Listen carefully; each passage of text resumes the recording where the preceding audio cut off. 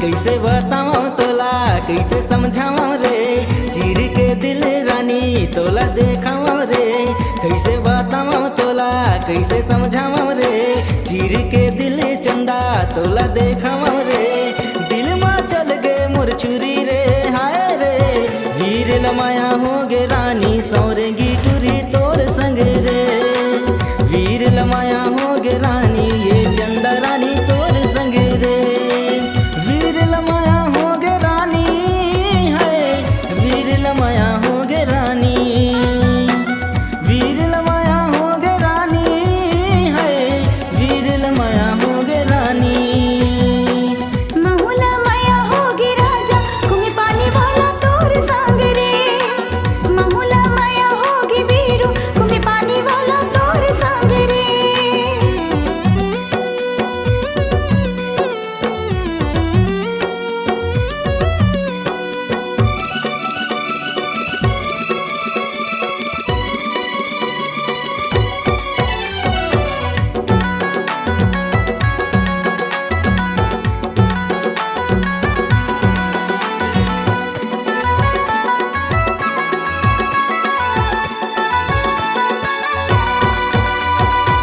इंदु भाज के मैं बना हूँ तोला मामी रे। बांगो बस्ती में तोला बार न चाहूँ रे, उता बस्ती में तोला बार न चाहूँ रे।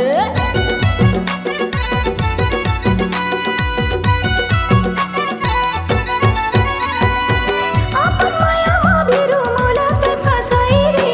हो गयो दीवानी तोरे कुछ नहीं तो भाई रे। हो गयो दीवानी तोरे कुछ नहीं तो भाई रे। सरवन जी जल मिलवा देवों का रे, बांगो बस्ती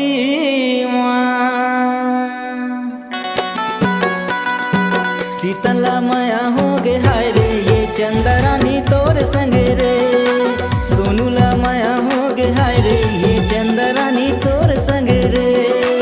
वीर लमाया हो गे रानी है, वीर लमाया हो गे रानी। वीर लमाया हो गे रानी है, वीर लमाया हो गे रानी। महुला माया होगी वीरू कुमी पानी वाला तोर संग रे। महुला माया होगी वीरू कुमी पानी वाला तोर संग रे।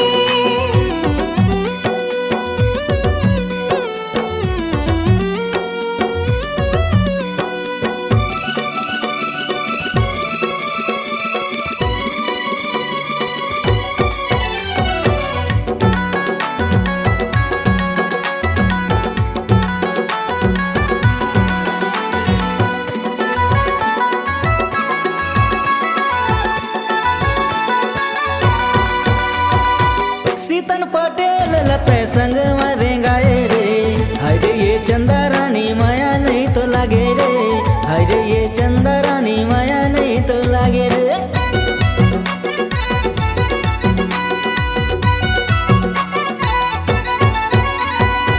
बतवाले पाले पूरी लाफा मा घुमा दे रे। उड़ता बस्ती मा सोनू भाजाले मिला दे रे। उड़ता बस्ती मा सोनू भाजाले मिला दे रे। ज्ञान पटेल ले मिलवा देवों का रे, कुम्ही पानी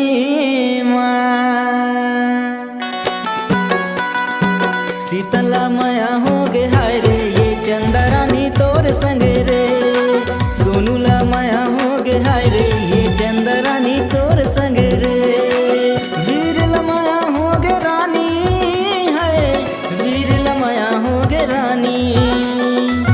वीर लमाया हो गे रानी है, वीर लमाया हो गे रानी। महुला माया होगी वीरू कुमी पानी वाला तोर संग रे।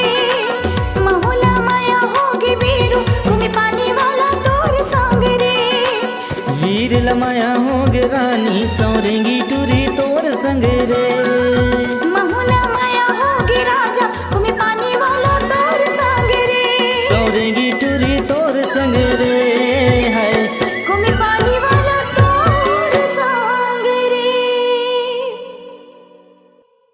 बनाइए अपनी एक खास पहचान, अपनी आवाज को दीजिए एक नया आयाम।